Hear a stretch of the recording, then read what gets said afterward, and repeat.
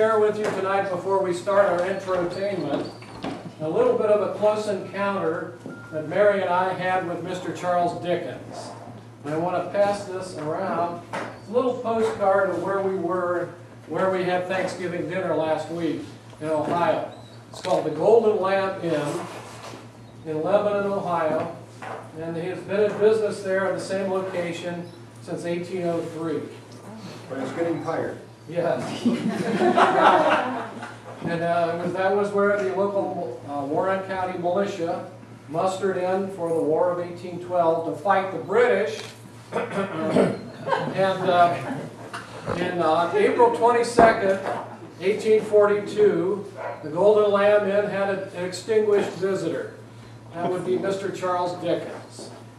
Dickens was on his American tour, which resulted in his book called American Notes, where he really raked us over the coals. At the Golden Lamb Inn, they have a Charles Dickens bedroom. They have a Charles Dickens dining room. They make it sound as if Charles Dickens had the time of his life there at the Golden Lamb Inn. Actually, he hated the place. He stopped there. The stagecoach was taking him from Cincinnati up to Columbus. The Golden Lamb was right on the stagecoach route. He stopped there for a meal and he asked for a glass of brandy. And he found to his disgust and horror that the Golden Lamb was a temperance inn.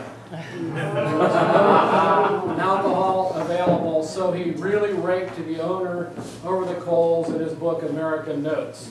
But of course now their biggest draw at Christmas time is Charles Dickens out the wazoo.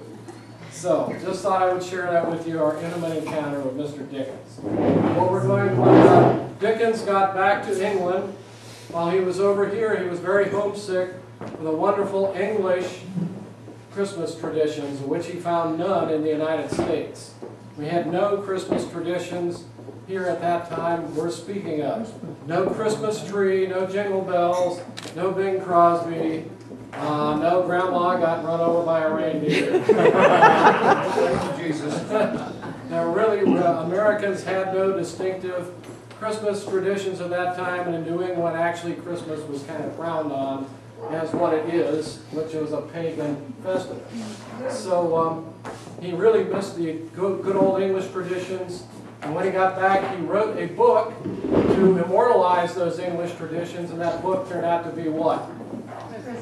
A Christmas Carol. And so we're going to be performing a little skit from A Christmas Carol tonight. Well, before you have Mr. Ebenezer Scrooge. I love your hat. In this corner. And the lovely Spirit of Christmas Past. Yay! As the narrator of our story, the Spirit of Christmas Present. Yeah. And eventually you will learn Mr. Fezziwig and his apprentices, Dick Wilkins and the young Ebenezer Scrooge. Our story begins. Our story begins at Mr. Fezziwig's warehouse. The ghost stopped at a certain warehouse door and asked Scrooge if he knew it. Know it? Why, I apprentice there. They went in. At the sight of an old gentleman in a Welsh wig, sitting behind such a high desk that if he had been 2 inches taller, he must have knocked his head against the ceiling, Scrooge cried in great excitement. What? It's old Fezziwig! Bless his heart, it's Fezziwig alive again! Old Fezziwig laid down his pen and looked up at the clock, which pointed to the hour of 7. He rubbed his hands, adjusted his capacious waistcoat, laughed all over himself, from his shoes to his organ of benevolence. Whoa! Ebenezer in there! Scrooge's former self, now grown a young man, came briskly in, accompanied by his fellow apprentice. Come briskly in. Go home, my boys! Dick Wilkins! No more work tonight! All right! Dick Wilkins, Christmas Eve! It's Christmas, Ebenezer! And before a man can say Jack Robinson, You wouldn't believe how those two fellows went at it. They charged into the street with the shutters. 1, 2, 3. Charge! And them in places. 4, 5, 6. Barred them and pinned them. 7, 8, 9. He came back before you could have got to 12, panting like racehorses. here you go! Clear away, my lads! Skipping down from the high desk with wonderful agility. Oh, Mr. Fezziwig. We'll skip away from here. Clear away, my lads, and let's have lots of room here. Hi-yo! Dick, drop Ebenezer. Clear away? There was nothing they wouldn't have cleared away, or couldn't have cleared away with old Fezziwig looking on. It was done in a minute. Every movable was packed off, as if it were dismissed from public life forevermore. The floor was swept and watered, the lamps were trimmed, fuel was heaped upon the fire, and the warehouse was as snug and warm and dry and bright as ballroom as you could desire to see upon a winter's night. In came a fiddler with a music book. Oh, we forgot to tell him, all right. And went up to the lofty desk and made an orchestra of it and tuned like 50 stomach aches. In came Mrs. Fezziwig.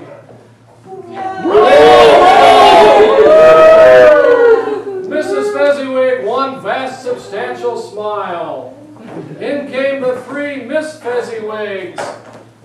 2, 3. Oh, Miss Fezziwig. Beaming and lovable. In came the 6 young followers whose hearts they broke.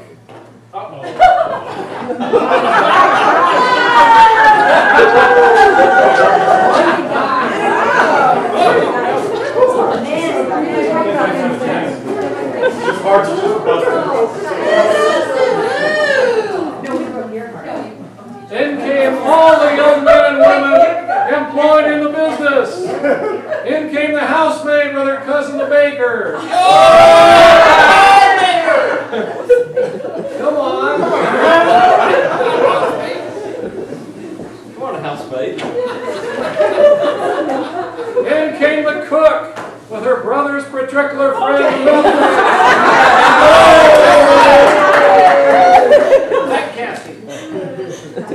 In came the boy from over the way, who was suspected The of... boy from over the way. The boy from over the way.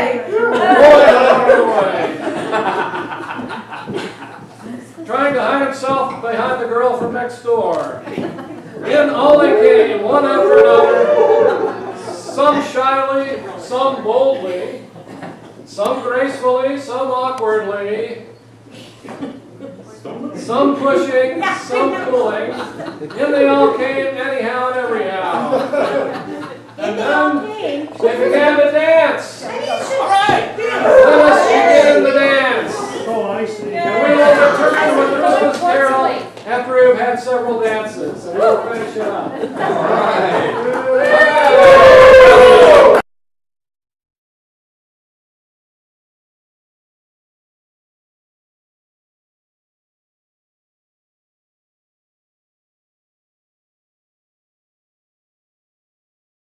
Ladies and gentlemen, we are going to do some dancing here, and we have to... Cold roast. And there was a great piece of cold boiled. And there were mince pies and plenty of beer. But the great effect of the evening came after the roast and boiled when the fiddler, an artful dog, mind, the sort of man who knew his business better than you and I could have told it him, struck out Sir Roger de Coverley. Then old Fezziwig stood up to dance with Mrs. Fezziwig. Oh dear. Mrs. Fezziwig. When the clock struck 11, this domestic ball broke up. Mr. and Mrs. Fezziwig took their stations, one on either side of the door, and shaking hands with every person individually as he or she went out, wished him or her a Merry Christmas. Merry Christmas! When everyone had retired but the two apprentices, they did the same to them. Where's Luke? One of the apprentices is in the restaurant. That's all right. Merry Christmas. And thus the cheerful voices died away, and the lads were left to their beds, which were under a counter in the back shop. During the whole of this, Scrooge had acted like a man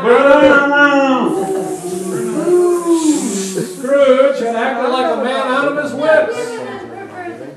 His heart and soul were in the scene with his former self. He corroborated everything, remembered everything, enjoyed everything, underwent the strangest agitation. That is the strangest agitation. That was a really strange agitation. It was not until now, when the bright faces of his former self and Dick were turned from them, that he remembered the ghost and became conscious that it was looking full upon him. Ooh. Ghost? A small matter Said to the make ghost. these silly folk too full of gratitude. Yes. Small, you can say it loudly. I said small. Smally. Small. Small, echoed Scrooge. The spirit signed to him to listen to the two apprentices who were pouring out their hearts in praise of Fezziwig. Pour out your hearts, gentlemen. Yeah. And Where is when, Fezziwig? I don't even know where he is. and when he had done so, said, Oh, here he comes, Fezziwig. Say something. Hello! Fezziwig! They're pouring their hearts out. They're pouring their hearts out. Why? Is it not? He has spent but a few pounds of your mortal money. 3 or 4, perhaps. Is that so much that he deserves this praise? It isn't that. He did by the remark. He did by the remark. It isn't that. Spirit, he has the power to render us happy or unhappy, to make our service light or burdensome, a pleasure or a toil, as in words and looks, in things so slight and insignificant that it is impossible to add and count them up. What then? The happiness he gives is quite as great as if it cost a fortune. He felt the spirit's glance and stopped. What is the matter? Nothing particular. Said Scrooge. Something, I think. The ghost insisted. No, I should like to be able to say a word or two to my clerk just now, that's all. His former self turned down the lamps as he gave utterance to the wish, and Scrooge and the ghost again stood side by side in the open air. So that ends our little skit in Mr. Fezziwig's warehouse. However, I don't think we can pass the Christmas season without quoting the final words of Tiny Tim in A Christmas Carol. And what are those words? God bless us